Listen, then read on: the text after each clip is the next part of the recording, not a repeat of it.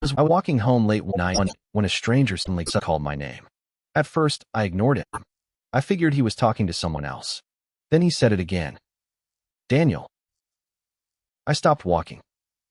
Nobody had called me that night. Nobody should have even known where I was. I slowly turned around. Across the street stood a man wearing a black jacket and a baseball cap. His face was mostly hid by the darkness. Do I know you? I asked. He didn't answer. Instead, he looked behind me. Then he said something that immediately made my stomach drop. Don't go home. I laughed nervously.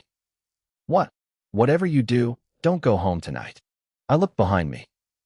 There was nobody there. The street was completely empty.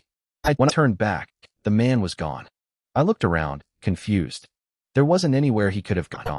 He had been standing directly across from me, and the nearest corner was at least 100 feet away. I decided I was probably just tired. So I continued walking. About 5 minutes later, I heard footsteps behind me. At first, they were quiet. Step. Step. Step. I looked over my shoulder. Nothing. I kept walking.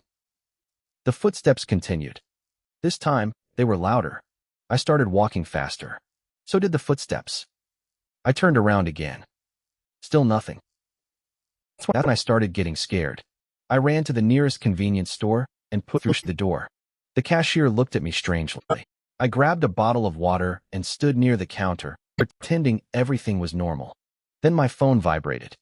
I looked at the screen. Unknown number. The message said, I told you not to go home. My hands went cold. I immediately looked through the window. Across the street, someone was standing under a streetlight. Black jacket. Baseball cap. It was him.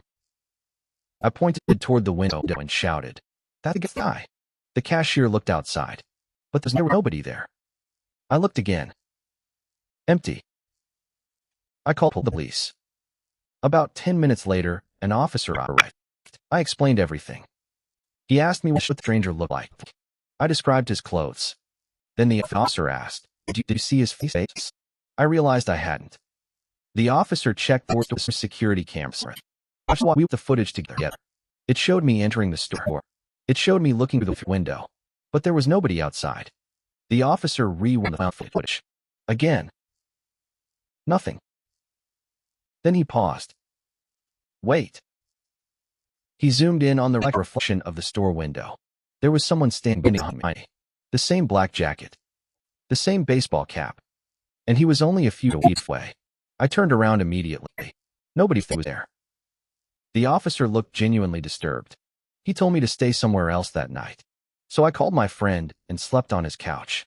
The next morning, I went home. Everything looked completely normal. The front door was locked. Nothing was missing. I started thinking maybe the whole thing had been some elaborate prank. Then I walked into my bedroom. My phone was sitting on the bed.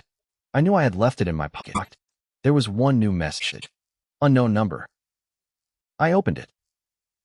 It said, "You went home anyway." I froze. Then another message appeared. "Look in the mirror." I slowly looked toward my bedroom mirror. At first, I saw myself. Then I noticed something. My reflection was smiling. I wasn't. I stepped backward. My reflection stayed still. Then it raised its hand and slowly pointed behind me. I turned around. There was nobody there. When I looked back in the mirror, my reflection was normal again. I grabbed my phone and ran out of the house. I never went back. But here's the part that still scares me. Every night since then, at exactly 11:47 p.m., I get the same message. No matter what number I use. No matter what phone I have. The message is always the same. Don't go home. And yesterday, for the first time, there was a second message. It said, "He's already inside."